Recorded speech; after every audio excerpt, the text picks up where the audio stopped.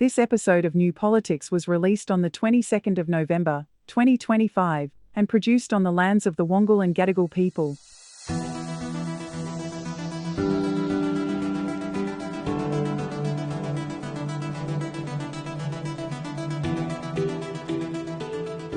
The real cost of the retail politics on energy and immigration, the drift of support from the Liberal Party over to One Nation, and if Labor is seen as the party for health, why are we seeing a battle over health funding? I'm Eddie Djokovic. I'm David Lewis. All of this is coming up in this big episode of New Politics. And just a reminder that New Politics is produced by independent media. You can listen in, share, subscribe and support New Politics at Patreon and Substack. It's just $5 per month. Or you can donate directly at our website at newpolitics.com.au. And of course, all of this is a good way to support independent journalism.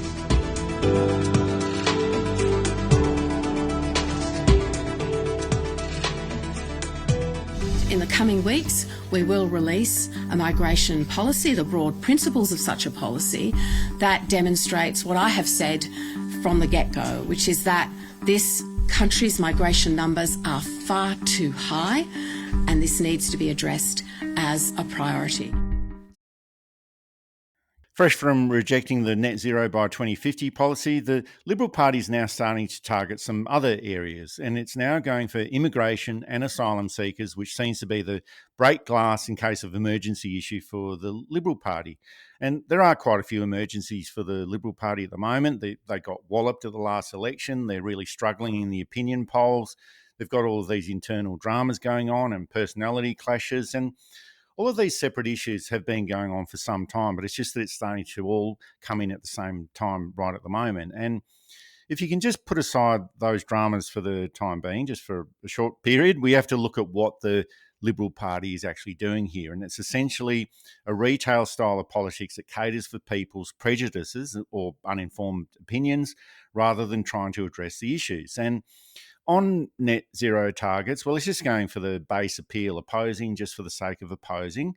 And now they're going for immigration. It's the same type of process for all right-wing parties, which is to blame the immigrant. And the issue is that whichever party is in office, in practice, they're neither pro-immigration or anti-immigration. They just create immigration levels that are beneficial to the community and to the economy at that point of time. And the rate of immigration during the time of the coalition from 2013 to 2022, that hovered between 180,000 and 250,000. The numbers got up to 550,000 people per year under the Labor government in 2023.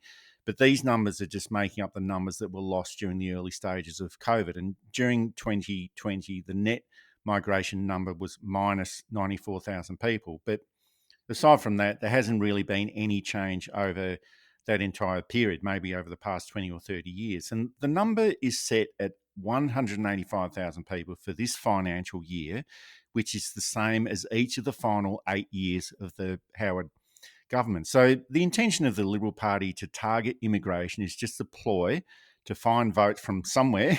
They've got to get them from somewhere, David, and also to get the people who have drifted off to One Nation, get them back to vote for the Liberal Party. That's all this is. It's all smoke and mirrors with a bit of racism thrown into the mix, and it's got absolutely nothing to do with immigration. It's easy to kick in to immigrants. And of course, there are those out there, I don't think any of our listeners, who believe that immigration is meaning a certain type of immigrant. They're happy to bring in people from England, Canada, United States, Europe.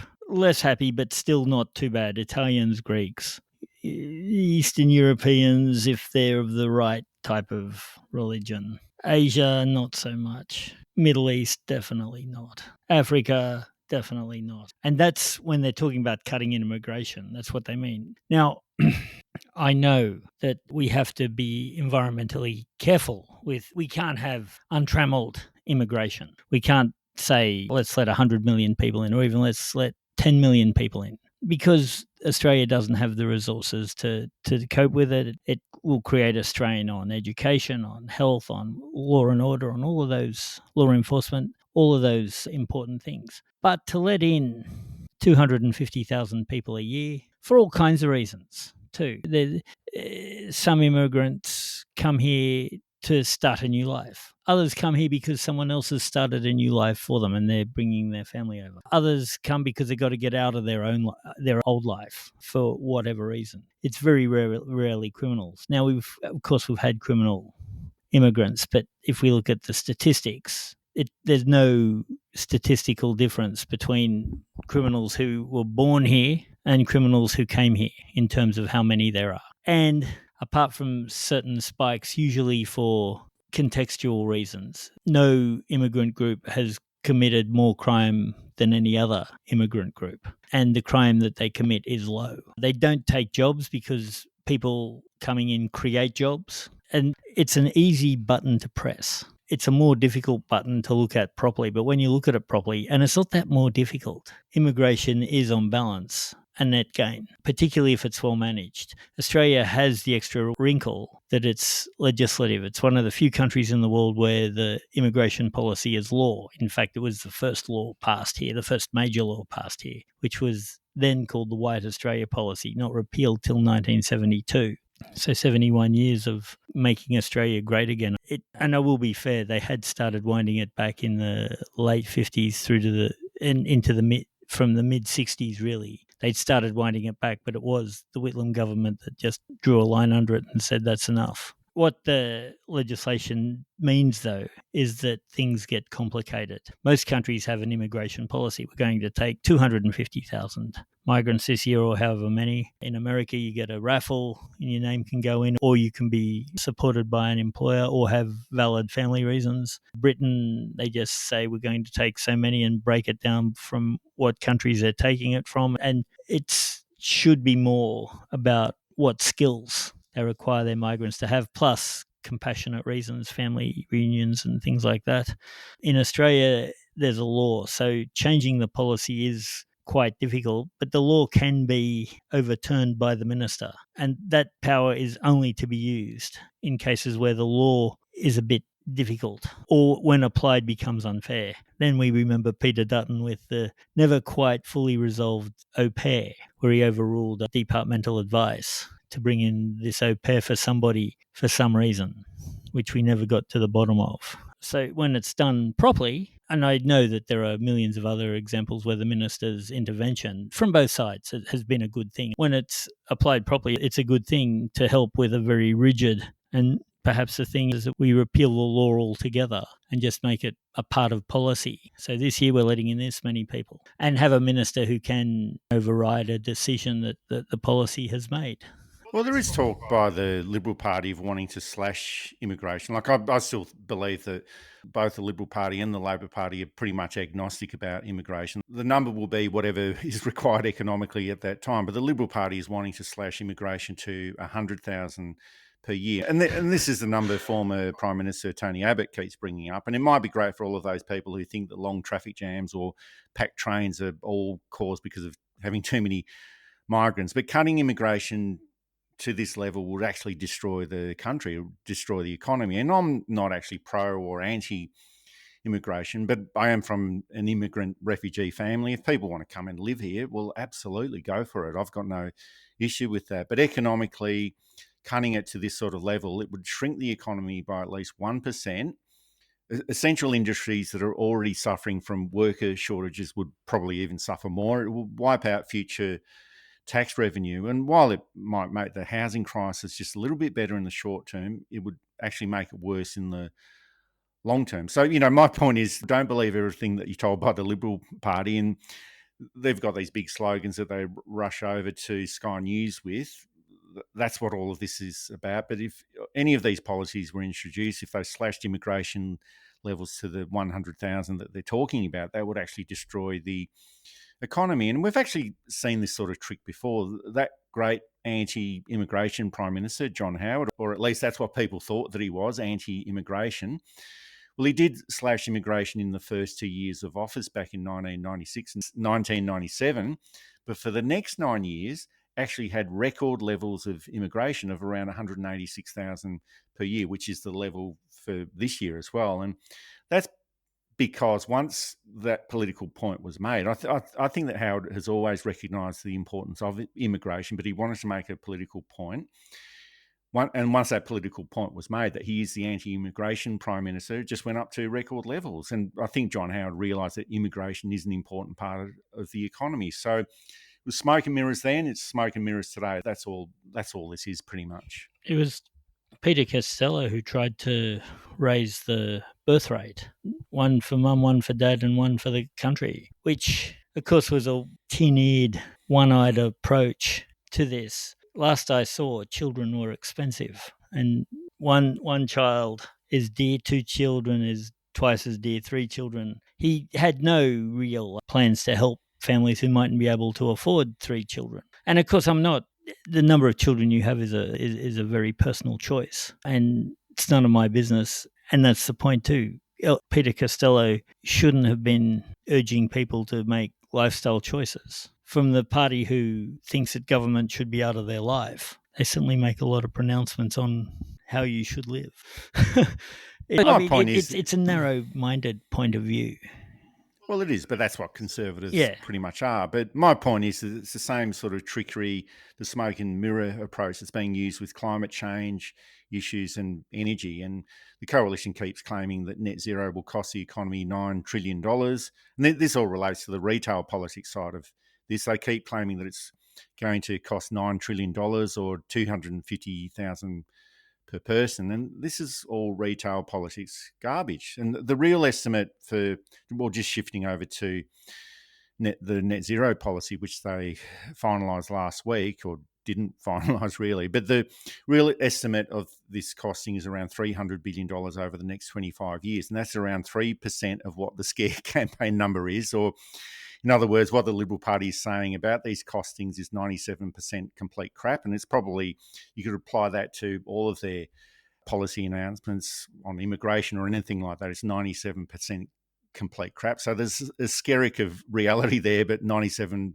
of it is complete rubbish. And they keep saying that renewables are driving up the cost of electricity bills, and Australia has got the highest energy prices in the world. But once again, both of these claims are complete crap, just like their immigration claims as well. But generally, prices are rising, but they're still well below the OECD average. Price rises have been caused by everything else except for renewable energy. So my message is, David, that whenever the Liberal Party talks, just do not believe a word that they say, or don't believe 97% of what they say. Yeah, it's a shame that it's like this. And I think that we just have to... you can see why the party's dying. Abraham Lincoln said it. You can fool some of the people all the time. You can fool all of the people some of the time, but you can't fool all of the people all of the time. And that's what the Liberal Party's been doing since at least 2007. One might argue since at least 1996. Or maybe since 1944. And maybe since 1944. Except, and now the lies have come back to bite them. They're dead in every state except Queensland, where they're propped up by the National Party in that coalition they have there. They could go at any time in Tasmania. Yeah. Oh, but the other point is that the coalition hasn't always been like this on particular issues, and especially immigration. I guess they've always been pushing these sort of issues, but definitely on net zero, they haven't always been like this. Here's a couple of snippets of both Susan Lee and Bridget McKenzie in 2021, when both of them were speaking very positively and very highly about net zero. No one wants to get to net zero more quickly than I do. I think there's general recognition that we can get there, that we should get there, and that we have to bring the people with us. And I think while others might point the finger and say you've dragged this out for too long, it's been important to bring communities with us, to explain what it means, to guarantee to the farming communities that I represent, who, by the way, contact me every day to say they're very keen to do this. Their agricultural industries, in some cases, have already signed up to it, beef industry by 2030, National Farmers Federation, and so many other producers and resource companies. This has been a totemic issue for the National Party. This has been a serious step for us, right? It is the right time, I think, for us to work towards a low emissions future. This is the right plan for us to back. It's not a plan that taxes our industries and our communities and our jobs. It is a plan that offers opportunity for the future decades to come. And so I'm excited. Well, I've always been very strong on this point. I believe we need to tread very lightly on this earth. I think rural and regional Australia has been unfairly painted as somehow anti-environment, which is completely missing the point. We live in the natural environment. We care for it because our family's future depends on it. We were conservationists long before, the environment was weaponised for ideology over the last 2 decades. And it is now time for us, with the right plan, to be backing a net zero position by 2050. And David, there is that old saying from the economist John Keynes that when the facts change, I change my mind. But the issue here is that the facts haven't changed at all on climate change or energy or net zero. The only thing that has changed, the only fact that has changed is that the coalition is no longer in government and they just want to destroy everything for everyone else. So one other fact that has changed is that Susan Lee is now the opposition leader. For how long? We don't know, but it's not likely to be very long. And she's not providing any figures or modelling or costing. She's just making things up as she goes along. And they're already testing the next round of hot button issues. So Melissa McIntosh from the seat of Lindsay in Penrith in Western Sydney, and she also announced that during the week she'd like to see herself as a future leader of the Liberal Party, so might make next week in Parliament a little bit more interesting. But she's just trying to do that retail thing of linking immigration to traffic jams, to energy prices, housing affordability, the price of coffee, all of these things. Find a problem, blame the immigrant. Find another problem, blame the immigrant. And, well, I'm one of these people. I'm not sure how I can be responsible for so many of these problems. Give me my house, Eddie. You stole it. I'm just not sure how I can be responsible for all of these problems in society. But I'll accept some of the blame, but not all of it. But I've got a feeling that voters are just Were you in the car in front of me this morning? It took me 20 minutes to get what should have taken. It was you, wasn't it? It was, and I'm sorry for breaking down. But I've just got a feeling that voters are seeing through this type of rubbish. Yeah. And sure, there'll always be some people that will accept this. That's how politics operates. But this type of strategy didn't work at the 2025 federal election, this retail politics rubbish. And the Liberal parties went seriously backwards at the 2025 election. I just think that they've forgotten how to do policy because they're just so focused on the scare campaign, and scare campaigns are easy. Doing the hard policy work is hard work. So that's why they're doing this sort of stuff. So over the next 2.5 years, it's going to be a long 2.5 years before the next federal election. So we're just going to be getting a lot more noise, more stunts, more culture war crap that speaks to only a small amount of people. And I think this is the real cost of this sort of retail politics. And it just gets you nowhere very quickly. But the Liberal Party just are not learning these lessons. Andrew Hastie blew his chance at being leader in the foreseeable future by a report from Peter Dutton, which basically showed that Hastie didn't do the work required to run an effective opposition or to be part of an effective opposition campaign because he didn't develop the policy he was meant to develop. From a party who didn't develop policies, this is, being kicked out of the Rolling Stones in 1971 for doing too many drugs. Or maybe I should say 1985 Motley Crue, whoever, it doesn't matter. The point is that the Liberal Party doesn't use its opposition time effectively. They're not meeting with stakeholders. They're not meeting with the people who they need to be talking about. How do you want us to make the country better? Okay, we don't like that approach because we want to see smaller tax. How can we help you help yourself? That type of thing.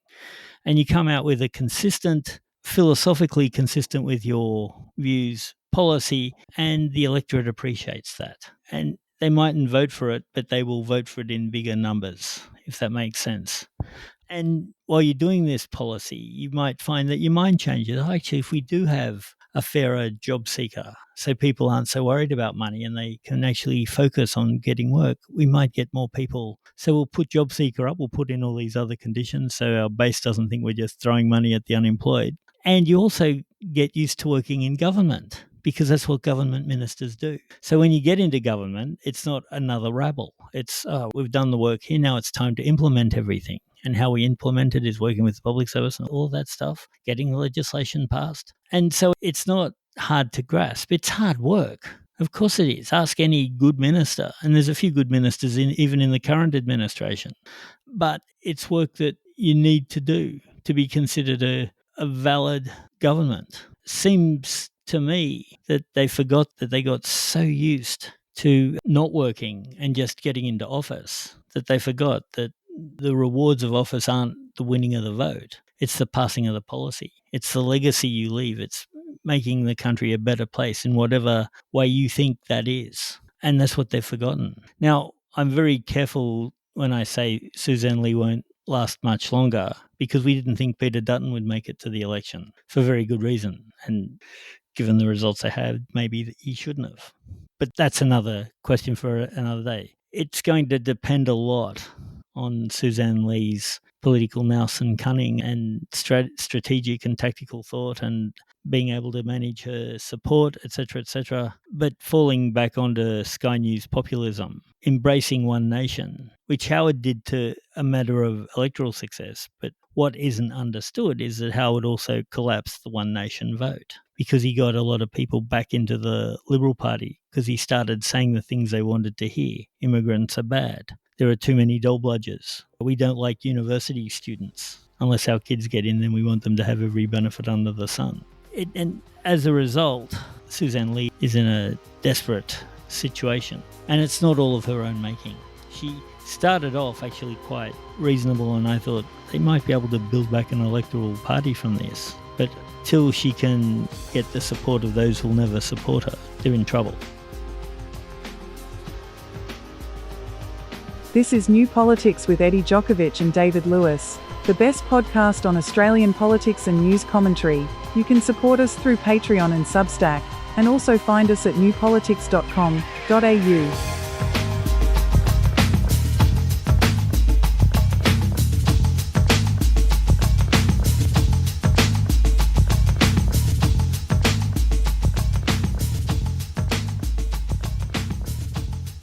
Behind the scenes of what's being played out on the national stage by the Liberal Party is the cannibalisation of the primary vote on the right. And One Nation is moving up to 18% of the primary vote in the latest opinion polls, and it's not too far behind the LNP, which is currently polling at 24%. And this is according to the most recent Redbridge poll. And for the Liberal Party itself, well, that vote might actually be around 19 or 20%. Now, we can't be too sure because of the LNP being a amalgamated entity in Queensland, but the vote for the Liberal Party itself might be 18 or 19 or 20%, and it's on par with One Nation. So this is a serious problem, I think. And the increase of the One Nation vote, well, it is directly coming from the LNP. The overall vote for the Labor Party is similar to the 2025 federal election. It's actually gone up a little bit more. And all of this partially explains why the policy announcements on climate change and immigration that are coming out from the Liberal Party are sounding very, very, very similar to One Nation. Now, David, we've discussed this so many times in the past, but One Nation is a culture of complaint. That's all they've pretty much always been.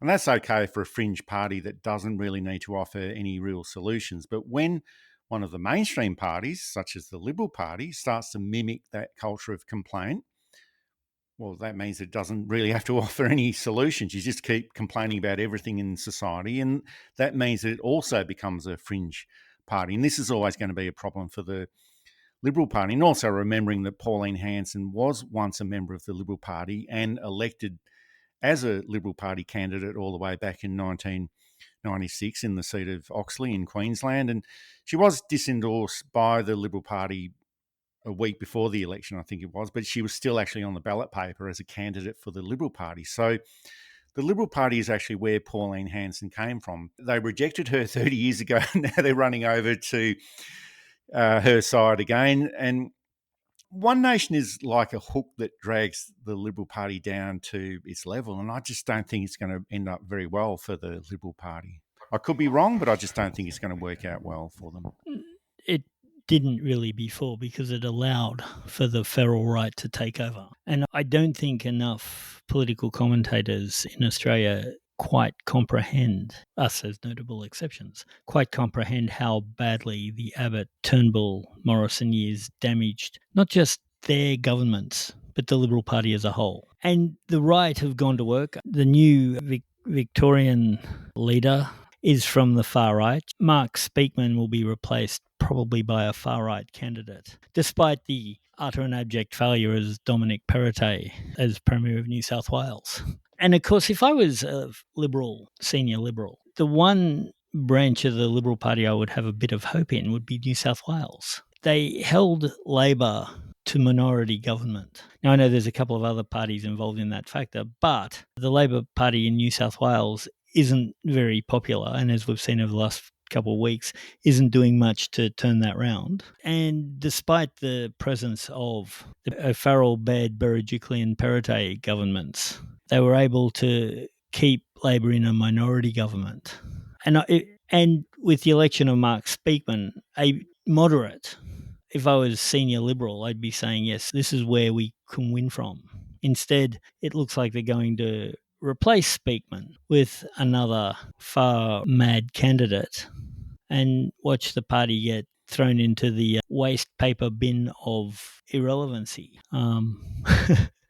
But it's also hard to know why the Liberal Party is going down this path towards the right or further to the right, because to me it seems like Australia's political right is stuck in this downward spiral. And I'm not saying that because of this is all good news for the Labor Party, because there's quite a few issues within the Labor Party as well, or within the Labor government as well, and they're totally separate issues. It's about being very un-Labor-like type of governments, but the far right, the neo-Nazis, One Nation, and what seems to be an increasingly radicalised Liberal Party, well, they've all become a culture of complaint, which is what we talked about before. No plans, no policies, just a lot of noise. And if you're 6 months into a new parliamentary term, well, political parties don't need to have detailed policies, but they do at this stage of the electoral cycle, but they do need to have some kind of direction of where they are going. And it's pretty much the same for every one of these splinter groups on the right. Well, they've had the same message for the past 50 years. They're anti-immigration. They've got the culture wars, white nationalist ideals,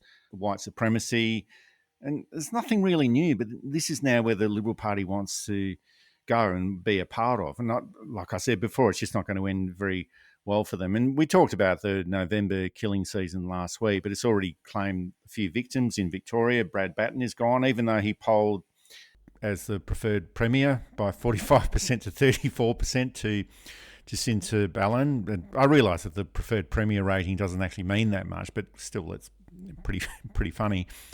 Leanne Castley, the leader of the Liberal Party in the ACT, she resigned during the week. And in New South Wales, Mark Speakman, he's gone as well. That just happened recently.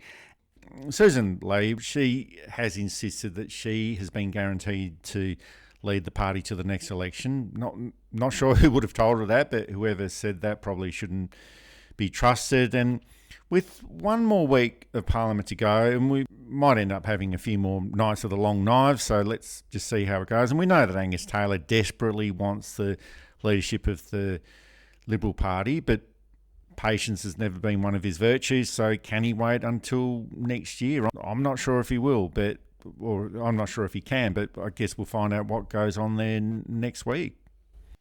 The modern parallel, of course, is Reform UK and the Conservative Party. And it's exactly the same thing happening over there. The Conservatives are edging towards, or not edging towards, they're racing towards embracing reform, because it looks like reform might be the next government. Nigel Farage's party of conmen, spivs, crooks, Arthur Daly without the charm, for those of you old enough to remember that show, Minder. For those of you old enough to remember Minder, Sid James, for those of you who are older and who remember the Carry On movies. But again, without the charm and the likability that made these guys lovable. Just third-rate criminals. Chances trying their best to get somewhere without getting caught. Because the worst thing that could happen for Farage is for him to become Prime Minister, because then he'd be open to the type of speculation that he's not open to as a loudmouth backbencher, essentially. Same with Pauline Hanson. The One Nation, as far as I can tell, is set up legally, despite the years of evidence against what she concludes from it being thrown at her. she should know. She should have travelled around Australia enough to see that what she complains about is non-existent or is not a threat. So some of this is performative. Same with Nigel Farage, who stayed in the European Parliament despite saying it was the worst thing and got Britain kicked out of it, or got Britain to leave it, and Britain sunk to a lower place that it will likely never recover, because even if it now goes back into the EU, it's unlikely to retain the spot it was in. And this is what these parties do. They strip everything clean, keep it for themselves and leave it for nobody else, and rarely face consequence. But I think that the consequence is coming. And the consequence will be that Reform has been losing elections that it should have won, by-elections and things. It does well for the first one and then falls back very quickly. One Nation will hurt the Liberal Party more than it hurts itself, because the Liberal Party is really an urban party. It's the young professionals, it's the entrepreneurs. It's not to say you can't be in the country and vote Liberal and think Liberal's a better party, but your vote tends to be preferenced through to the Nationals, at least in New South Wales and Victoria and Queensland, and now Western Australia by the looks of things. The Liberal Party, it's supposed to be an urbane party of sophisticated thinkers, although Paul Keating was probably right when he called them a group of crooks looking for a policy or something like that. About 6 Keating quotes about them came into me, all slightly different, and the one that I was getting confused with is a shiver looking for a spine to run up. So it's... Taylor will likely run because he hasn't been shown to be very subtle or good. And of course, once he was caught out trying to frame Sydney Lord Mayor Clover Moore on a hideously expensive overseas trip that never happened. That should have finished him. That should have seen him lose his pre-selection, maybe even step down in shame. But the party's so desperate they couldn't afford to lose him. And this is where I say it's probably time for the party to go back to do a 1943, collapse in on itself and rebuild into something much better without these fourth-rate candidates who will probably never be Prime Minister, and if they do become Prime Minister, become redundant and obsolete very quickly. This is New Politics, available through Apple Podcasts, Spotify, Amazon Audible and YouTube, and also available to support at Patreon, Substack, and at our website, newpolitics.com.au.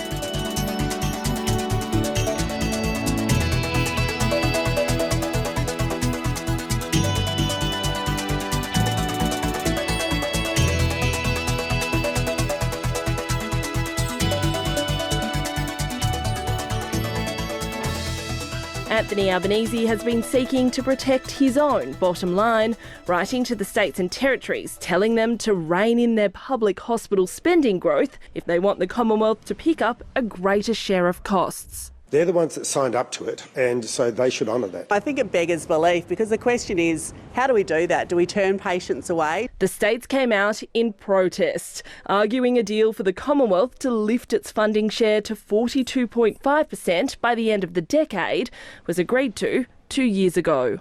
Our hospitals are continuing to face increasing demand, and we can't close the doors.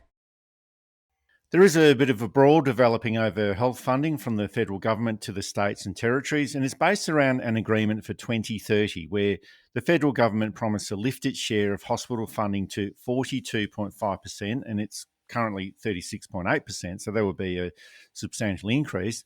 But the Prime Minister is now saying that he'll only agree to this if the states and territories cut their hospital spending growth. And this has created an outrage amongst all the state and territory health ministers who believe that Albanese has welched on a deal from 2023 that promised this funding in exchange for the support of more disability services outside of the NDIS. And the message from Canberra is that spending is rising by $3 billion per year and the inefficiencies are costing $1.2 billion.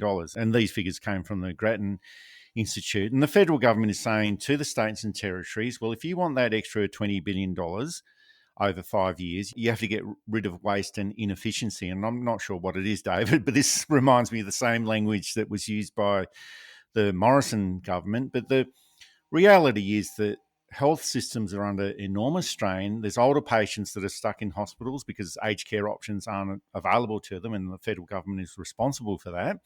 Chronic disease is rising. And this is a funding model that was built for a completely different era. And this has become an ugly brawl where everyone is trying to weaponise the crisis, each blaming the other for a health system that's slowly becoming dysfunctional. And I just think that the public deserves so much more than this. If you don't have your health, you've got nothing.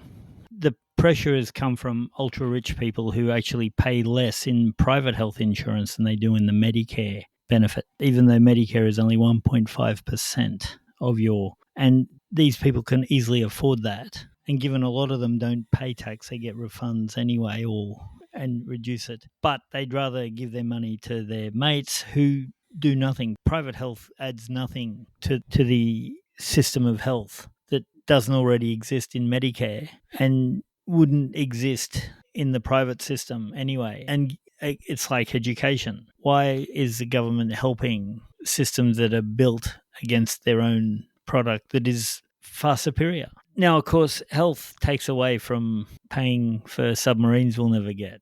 It takes away from consultancy fees. It takes away from buying land off donors, etc. Health is hideously expensive, but we shouldn't be looking at it like it's a cost. We should be looking at it like it is a part of good governance. A healthy populace is a productive populace. It's an efficient populace. Health is, and of course, and this is important too, healthcare is not just about fixing you when you're sick. It's about trying to prevent you getting sick. Gough Whitlam said it best. We can't legislate against bad luck, but we can legislate to ameliorate the effects of bad luck. There shouldn't be an argument at all over health funding. No, there shouldn't be any argument at all. But whenever there is a discussion about Australia's hospital system, well, there's always that big focus on emergency departments and ambulance ramping. And I guess they're the more obvious symbols of the public health system or the hospital system. And they're the more obvious things that end up being political talking points during election campaigns. But the real issues are happening behind the scenes. I think it's every election campaign talks about emergency and ambulance ramping, but there's a whole lot of other issues that are going on behind the scenes that the public rarely sees, and that's workforce shortages. They might not see this, but they get the effects of all of this, the public does, and there's workforce shortages leading to more agency staff, which ends up costing a lot more. There's a whole range of other factors that lead to increases in hospital costs, and then to suggest $1.2 billion is being wasted, to use that terminology, well, it sort of paints this picture of hospitals getting these buckets of money and just flushing them down the drain. So, it's a bit of an insult to suggest this. And as you referred to before, there's never any discussion about the wastage of $368 billion over AUKUS that's been pretty much flushed down the drain. There's never any conversations about money being inefficient there. And to pick these fights with the states and territories, and especially on health, well, I know it's not going to be a case where the states and territories say, well, this is what it's going to cost, and the federal government just gets this big celebrity check and hands it over.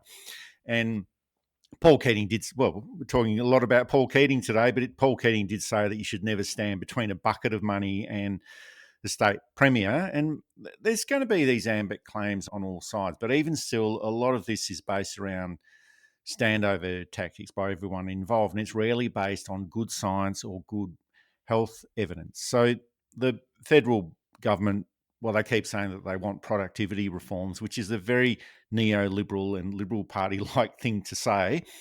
But it's the states and the territories who are in the real world situation. They're the ones who actually run the hospitals. The federal government doesn't. And I just think it's yet another example of the Labor government doing un-Labor-like things.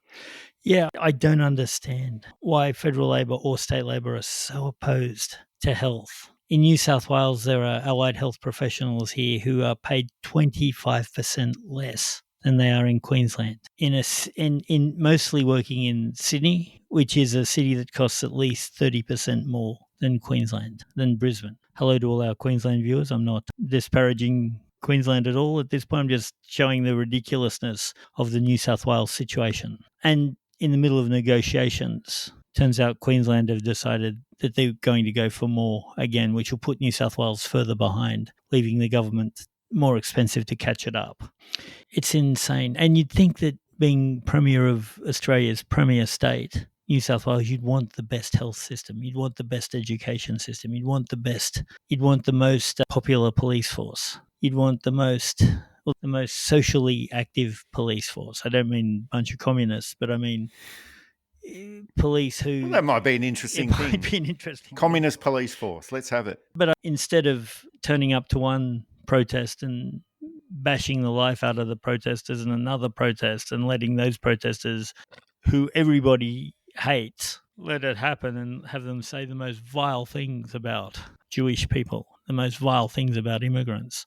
You'd think that you'd want a police that were fair and even-handed in New South Wales. You'd think you'd want to live up to Sydney's status as a world city. We have 2 world cities in Australia. Hello to all our people in Melbourne.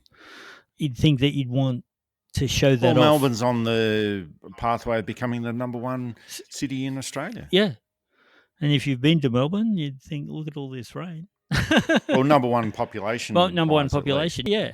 And also the world's most livable city in the world. One of the most livable cities in the world. And you'd think that you'd say to your developer mates in New South Wales, you've had you go. Move away from the pie. We're giving it to the people who need it. But, yeah, and what we haven't really discussed, because it's not really the place of a federal podcast like ours, is the insidious ties between developers, politics, local government, state government, parties, etc., that keep Sydney running. In one of his books, Bob Bottom says, New Jersey's the most corrupt city in the world, provided you take out Sydney and Brisbane. We had flashes of it with Bob Carr, but only flashes of where the developers didn't run things, where the casino guys didn't run things. I think Bob Carr was much better at managing the various personalities involved. But really, we want a Labor government in New South Wales, and a Liberal government too. But that may be too much to hope for, which says, no, we're running this for the people of New South Wales. We're going to pay our public servants, which includes health professionals, which includes police, which includes teachers. We're going to pay them properly. We're not going to quibble, although teachers have come out with a deal that, as I understand it, most are pretty happy with. They didn't go for more money, they went for better conditions, and that's been working well for everybody. But we're going to pay everybody properly. We're going to make sure that if you are a citizen of New South Wales, you are considered equally. You mightn't get everything you want because that's the way things are, but you'll be considered equal. You won't be pushed out because the gambling industry has decided it wants to do something in it instead, and it's going to take the resources that you were after. And this fight over hospital funding, well, that's one thing, but it's just part of a much bigger breakdown in the cooperation between the states and the Commonwealth. And sure, there's always been these sorts of issues with the old COAG system and national cabinet meetings, and the federal government has got all the money that they don't want to give out, and the states and territories haven't got the money, but they need that money to run the hospitals properly. And the next big area, as far as I can see, is going to be housing, and the Housing Australia Future Fund. Well, that was pushed by the federal government as this generational fix for affordability and social housing, but the states are now saying that the money is coming in too slowly, and they're also saying that the model is far too rigid. The scale of the project doesn't actually match population growth. And again, this is all un-Labor-like behaviour, David. And it's almost like the federal government just doesn't want this project on social housing and affordable housing to happen at all in the way that it's behaving. Just doesn't seem to be that much urgency. And the states, well, they want large-scale injections of capital and large-scale public housing. Well, they want that right now. And Canberra seems to want a process that will take years to materialise, if at all. And the big issue here is the responsibility for housing is split across 3 different levels of government. So it's a case where no one ends up really fully owning the failures. And these are some of the big issues that the Labor government could have reformed. These are relatively simple processes, but the way that these different levels of government interact with each other, these are the big issues that the Labor government could have reformed. The way that these different levels of government interact with each other, and the idea would be to try and create positive solutions out of all of this. And I'm not trying to be namby-pamby about all of this and, expecting that all three levels of governments who are just going to sit down and get along with each other, but some sort of process of reform, some real structural reform that could change this whole funding process. And that doesn't come with bells and whistles and all that sort of thing. So maybe it's not politically that saleable, but real structural reform implemented by the Labor government or managed by the federal government, unless this sort of reform happens with the funding processes, well, the next 5 years won't really bring any improvement. There'll probably be more dysfunction. We'll have these arguments that happen every year with the states and territories. There's more buck passing and governments all around just pointing fingers while the crisis gets worse, whether that's in health or in housing. It's historically, the states and the federal government have always struggled. Henry Bolte used to mention that he was going into lock horns in mortal combat with Bob Menzies, both from the same party. Both had known each other for decades and were more or less friends insofar as that level of politician can be friends. But they weren't coag then, I don't think. They were bitter and awful, and there was petty revenge, there was name calling, there was relationships broken. There's a lot at stake, and every state, of course, wants to be the best, except for New South Wales, it seems. And Bolte was going in to get the very best deal he could. Menzies was going in to get the very best deal he could for the federal government. Askin was going in to get the very best deal he could for New South Wales. Bjelke-Petersen. Now, when I say very best deal for the state, often it was for themselves. How could they shovel this money to their developers, donors and other friends who would give them some back for doing such a good job? Not Bolte, but Bjelke-Petersen and Askin, certainly. Court was going in to do the very best. But party loyalty didn't matter. So I suppose it's okay to say that, yes, the New South Wales housing and state ministers or the premiers are going in to get the very best deal they can so that there's less stress on their budget. But I'm not sure, like Bjelke-Petersen, I'm not sure that the very best deal that they're going for is the very best deal for New South Wales. And I don't want to say that Chris Minns is exactly like Joe Bjelke-Petersen, but in terms of the end result may not be as good for New South Wales as perhaps it might have been in other ways, as Minns balances donors, developers, gambling issues, the gambling lobbyists, the other lobbyists who come in, and other more valid vested interests, let's be fair. And Albanese balances the needs of the state, the needs of the federal government and what it needs out of this stuff too, both legitimate and maybe less legitimate. So, yeah, the party system breaks down at this point and it becomes state versus Commonwealth, no matter what the ulterior motive is. And it's time we grew up. It's time we saw Medicare as, yes, okay, it provides the funding, but make sure it's adequate funding. Make sure that the states aren't taking money out of the hospital system to pay for something else, because the hospital system is getting enough from the federal government, and so that the states can then pay for that new road, say, without having to worry about cutting health. And this is the type of stuff that wins votes. If you can go to the hospital and get really well treated from staff who aren't overworked, who are focused on their job, who work reasonable hours, and where things are open 5 days a week. Now, not everything has to be 24 hours a day, 7 days a week in a hospital. Some things do, of course. But it's not going to take that much more money, and we can afford it. And that's the sad thing. We choose not to afford it. And that's where things have got to change. We've got to say, yes, health is a priority. Education is a priority. It's time that we think about and the party that does this is going to be the party that is guaranteed to remain in office for a long time, and more importantly, leave a legacy of positivity. And by the sounds of it, it should be a Labor government. It could be a Green government, except I'm not sure the Greens are ready to govern yet. But who knows? I'm not going to knock it out of possibility. Doesn't sound like the Liberals are ready yet. They've got to really restructure and work themselves out. But approaching it that way may put them closer to government sooner than what they're doing at the moment. That's it for this episode of New Politics. Thanks for listening in. And if you'd like to support our style of journalism and commentary, please make a donation at our website at newpolitics.com.au. We don't beg, plead, beseech or gaslight you about journalism coming to an end. We just keep it very simple. If you like what we do, please send some support our way. It keeps our commitment to independent journalism ticking along. I'm Eddie Djokovic. Thanks for listening in, and it's goodbye to our listeners. I'm David Lewis. We'll see you next time.